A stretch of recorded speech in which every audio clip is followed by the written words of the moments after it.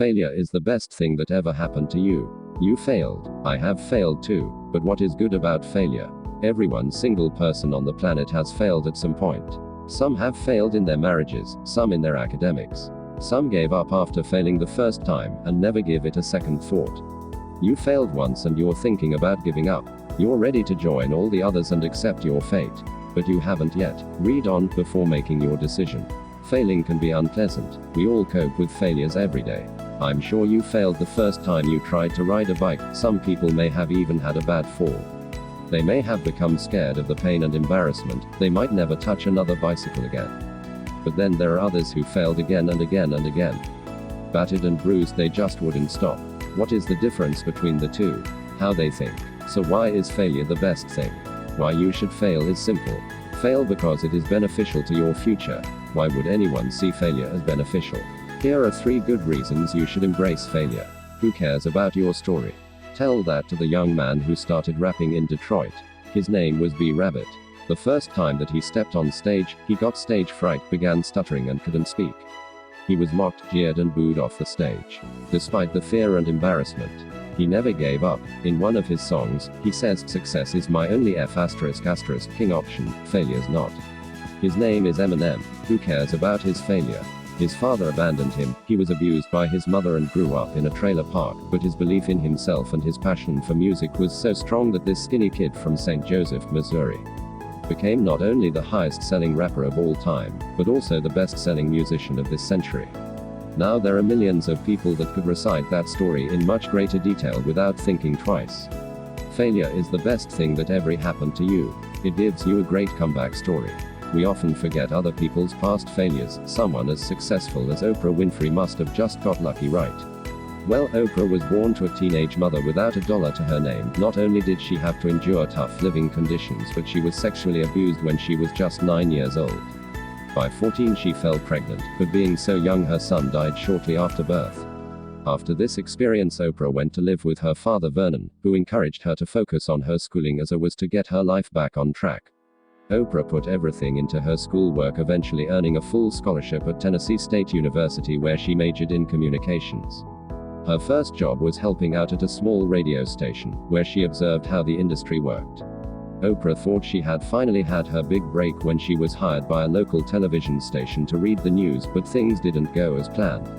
Oprah was fired for being unfit for television. Oprah found work at another TV station. She worked many low-paying jobs until she decided to relocate to Chicago to host a station's low-rated talk show called AM Chicago. Within a few months, the show went from last in the ratings to higher than Donahue, which was the #1 show at the time. This led to the show being renamed The Oprah Winfrey Show. Despite the setbacks, Oprah never gave up and went on to become a household name. She is now valued at $2.7 billion. Failure is the best thing that ever happened to you. It helps you grow, learn, develop. I am sure developing mental strength might seem like a raw deal. I mean, you have to fail to get it. But it is relatively simple. You learn from your failures. Every single successful person says the failures are what drove them to become successful. What happens when you make an embarrassing mistake? Do you ever make that mistake again? Well, you'll do everything in your power not to. You have 2 options. 1. Fail, give up and never try again. Or 2. Fail, and become so possessed with not failing again that you use it as fuel to drive you forward every single day. Take yourself to another level of determination. What would happen if you really gave 100%? Not 99%, not 8 hours a day and give up, not weekends off, not stick your toe in the water, but dive in head first, 100% effort. Failure is the best thing that ever happened to you. It grows your character like nothing else. Who is Thomas Edison to you? He is the guy who kept on working even after the 100th failure. I'm sure, like me, you've heard that story many times. But what did you take from it? The invention of the light bulb was a historical landmark. Afterwards he was interviewed. A reporter asked him, after failing more than 100 times, what led to your success? His reply was incredible. He said, "Who told you I failed in those 100 attempts? In fact, I learned over 100 ways of not making a light bulb." Failure is the best thing that ever happened to you.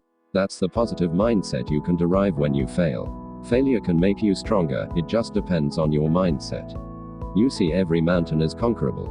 every challenge as possible. You see yourself as an expert no matter how many times you've failed, because you have an unshakable belief that you will succeed.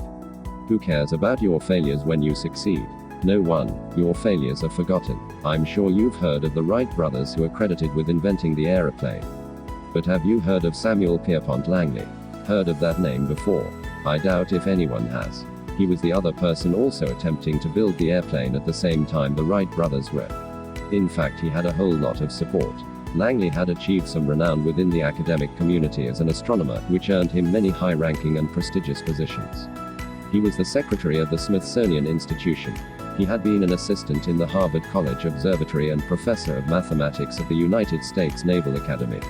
Langley was very well connected.